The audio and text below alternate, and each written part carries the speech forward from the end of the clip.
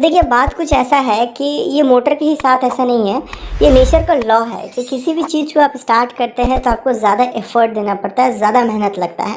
फिर जब वो चीज़ स्टार्ट हो जाता है एक बार, फिर उसके बाद जो है आराम से हमारा काम होता है। एक बड़ी एग्जांपल ले लेते हैं, साइकिल का एग्जांपल पकड़ लेते हैं। आप साइकिल को भी जब चलाते हैं तो क्या होता है, तो इनिशियली आपको ज़्यादा प्रेशर देना पड़ता है अपने पैरों की मदद से, और फिर जब साइकिल रनिंग कंडीशन में आ जाता है, चलना स्टार्ट हो जाता है, तो उस समय जो है बहुत ही आराम तरीके से चलता है, कम कम प्रेशर देके भी आप आराम से उसको चला सकते हैं। तो उसी तरीके से किसी भी मोटर को स्टार्ट करने के लिए हमें ज़्यादा टॉर्क का रिक्वायरमेंट होता है। अब ये टॉर्क क्या होता है? टॉर्क, हम फोर्स की बात कर रहे हैं, ऐसा फोर्स जो हमारे रोटर को, यानी कि किसी भी मोटर का एक रोटेटिंग पार्ट होता है जिसे हम रोटर कहते हैं, उस रोटर को रोटेट करवा दे, एक एंगुलर मोशन दे दे, उसी फोर्स को हम जो है टॉर्क कहते हैं। तो ये टॉर्क कौन देता है? ये हम अपने हाथों से देते हैं क्या? नहीं, हम हाथों से नहीं देते हैं, इसको हम देते हैं मैग्नेटिक फील्ड की मदद से। ये मैग्नेटिक फील्ड क्या होता है आपको पता ही है, जो मैग्नेट अपने चारों तरफ फील्ड क्रिएट करता है, उसी फील्ड की हम बात कर रहे हैं। तो यहाँ पे कहाँ से आ गया? यहाँ पे हम मैग्नेट यूज़ में नहीं लेते हैं, यहाँ पे हम मैग्नेटिक फील्ड बनाते हैं। कैसे बनाते हैं? हम वाइंडिंग करते हैं, हमारा जो स्टेटर होता है उसके अंदर वाइंडिंग करते हैं, और उस वाइंडिंग के अंदर हम करंट फ्लो करवाते हैं। अभी करंट फ्लो करवाने की वजह से हमारा जो है मैग्नेट बन जाता है, और ऐसे मैग्नेट को हम स्पेशल नाम हमने दे रखा है, उसे हम इलेक्ट्रोमैग्नेट कहते हैं। इलेक्ट्रिसिटी से बनाया हुआ मैग्नेट को हम इलेक्ट्रोमैग्नेट कहते हैं। अब देखिए ये जो इलेक्ट्रोमैग्नेट है, अब ये जो मैग्नेटिक फील्ड है, इनिशियली स्टार्टिंग के वक्त चूँकि हम लोगों को ज़्यादा फोर्स का रिक्वायरमेंट है, ज़्यादा टॉर्क का रिक्वायरमेंट है, तो ये मैग्नेटिक फील्ड को स्ट्रॉन्ग होना पड़ेगा। तो ये मैग्नेटिक फील्ड स्ट्रॉन्ग कैसे होगा? मैग्नेटिक फील्ड स्ट्रॉन्ग ऐसे होगा कि हम लोग जो करंट फ्लो करवा रहे हैं वो ज़्यादा करंट फ्लो करवाएंगे तो हमारा मैग्नेटिक फील्ड ज़्यादा स्ट्रॉन्ग हो जाएगा, ज़्यादा स्ट्रॉन्ग हो जाएगा तो ज़्यादा टॉर्क प्रोवाइड करेगा, ज़्यादा टॉर्क प्रोवाइड करेगा तो हमारा रोटर रोटेट कर पाएगा इनिशियली। और एक बार जब हमारा रोटर रोटेट करना स्टार्ट हो जाता है, फिर हमने कहा कि आपको कम कम टॉर्क भी आप देंगे तो हमारा रोटर आराम से रोटेट करेगा। तो कम कम टॉर्क के लिए हम लोग का मैग्नेटिक फील्ड हमारा अगर थोड़ा वीक भी हो गया तो हमारा कोई टेंशन वाली बात नहीं है। तो वीक हुआ यानी कि हम लोग करंट कम भी प्रोवाइड करें तो हमारा काम बन जाएगा। तो देखिए ये करंट हम प्रोवाइड नहीं कर रहे हैं, हम ज़्यादा प्रोवाइड कम प्रोवाइड हम नहीं कर रहे हैं, ये हमारा मोटर डिसाइड कर लेता है कि उसको कितना करंट चाहिए। हम बस क्या करते हैं, हमारे मोटर को सप्लाई से कनेक्ट कर लेते हैं, 220 वोल्ट से कनेक्ट कर दिया या 415 वोल्ट से कनेक्ट कर दिया, और ये मोटर डिसाइड कर लेता है कि भैया हमको कितना करंट चाहिए, हम अपने हिसाब से करंट को ले लेंगे। तो ये जो मैंने एक्सप्लेनेशन आपको दी, ये एक नज़रिया है जिससे आप इसको देख सकते हैं। और अगर मैं स्पेसिफिकली बात करूँ कि ये इंडक्शन मोटर की हाई स्टार्टिंग करंट का क्या रीज़न है या डीसी मोटर का हाई स्टार्टिंग करंट का क्या रीज़न है, तो इन दोनों का ही जो रीज़न है, जो एक्सप्लेनेशन है, वो अलग अलग है, सेम नहीं है।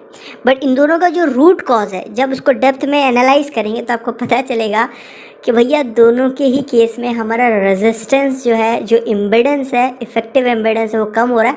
इस वजह से जो है हमारा करंट जो है वो बढ़ जा रहा है। अब ये रेजिस्टेंस कम होने से बढ़ जा रहा है करंट, ये कैसे हो रहा है, ये तो आपको नहीं लगता है कि आपको बताने की ज़रूरत है, क्योंकि रेजिस्टेंस वाला वीडियो में जो है आपको काफ़ी बढ़िया तरीके से आपको बताया था कि रेजिस्टेंस होता क्या है। रेजिस्टेंस जो है करंट के फ्लो को अपोज करता है, यानी कि करंट फ्लो हो रहा है उसको रोकेगा, रुकावट डालेगा कि करंट फ्लो ना हो। उसी प्रॉपर्टी को हम रेजिस्टेंस कह रहे थे।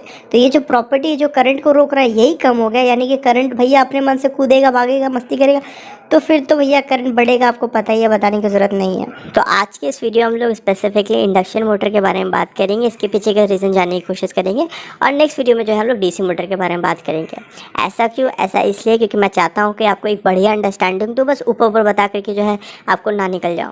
तो सबसे पहले तो आपको ये पता होना चाहिए कि ये हमारा इंडक्शन मोटर काम कैसे करता है। तो हर एक मोटर की तरह इसमें भी दो पार्ट होता है, एक स्टेटर होता है, दूसरा रोटर होता है।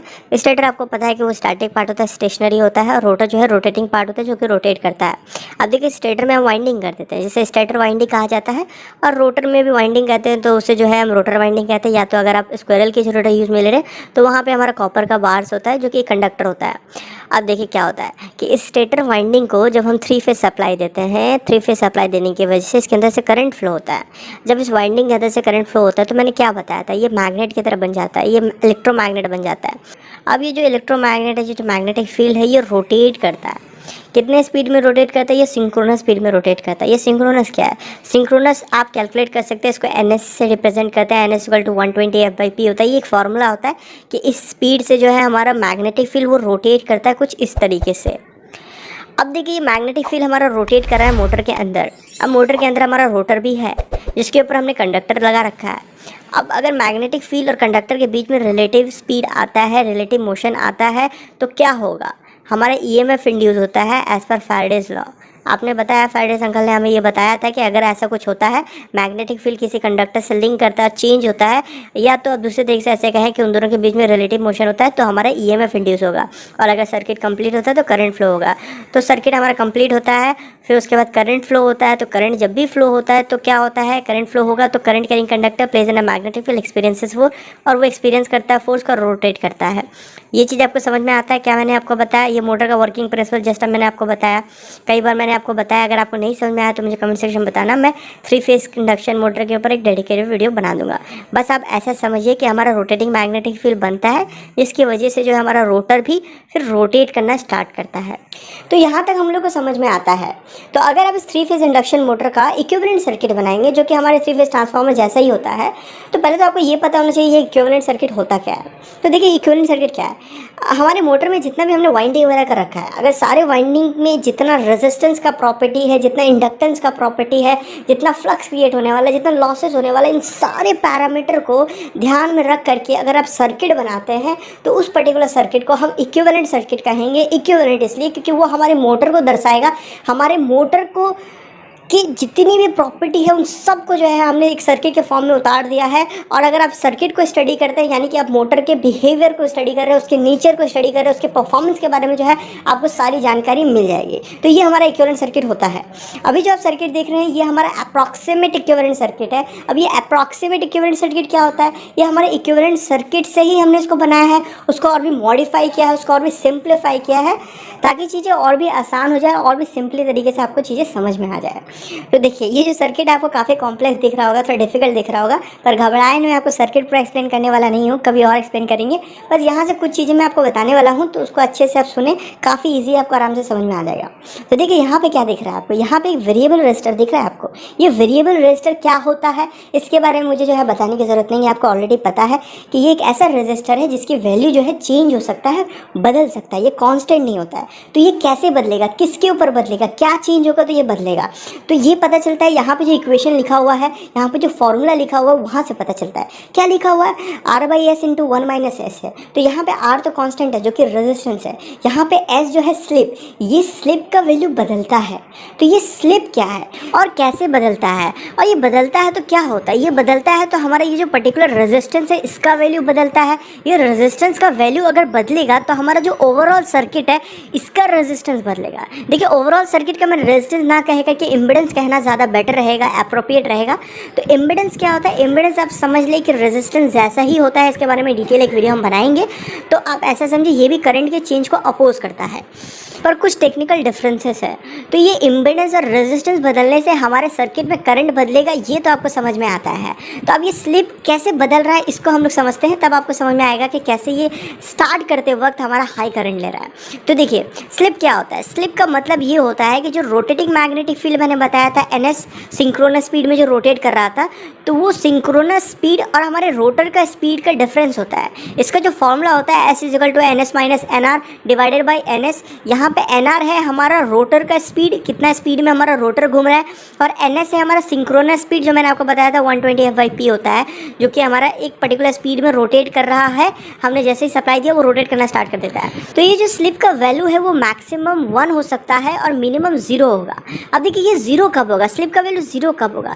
स्लिप का वैल्यू 0 तब होगा जब हमारा रोटेटिंग मैग्नेटिक फील्ड के इक्वली हमारा रोटर रोटेट करेगा। यानी कि जितना स्पीड में हमारा रोटेटिंग मैग्नेटिक फील्ड रोटेट कर रहा है, उसी स्पीड से हमारा अगर रोटर रोटेट करता है, तो उस वाली कंडीशन में हमारा जो स्लिप का वैल्यू होगा वो 0 होगा। अब ये इक्वेशन से भी समझ में आएगा। यहाँ पे जो है हमारा NS का वैल्यू जो आएगा, मान लीजिए NS है हमारा 1500 है, और हमारा रोटर का स्पीड भी 1500 है, तो 1500 - 1500 आपका 0 हो जाएगा। तो स्लिप का वैल्यू यहाँ पे 0 आ रहा है। पर इंडक्शन मोटर में कभी भी स्लिप का वैल्यू 0 नहीं होता है। स्लिप का वैल्यू 0 नहीं होता है, इसका क्या मतलब है? इसका ये मतलब होता है कि हमारा रोटर कभी भी रोटेटिंग मैग्नेटिक फील्ड के जितना स्पीड में रोटेट नहीं कर पाता है, वो हमेशा उससे कम स्पीड में रोटेट करता है। वो कभी भी सिंक्रोनस स्पीड में रोटेट नहीं कर सकता है। और ये भी बहुत ही इंटरेस्टिंग सवाल है, और हमेशा जो है अक्सर ये इंटरव्यू में पूछा जाता है, और इसका जो आंसर है वो मुझे आप कमेंट सेक्शन में बताएंगे।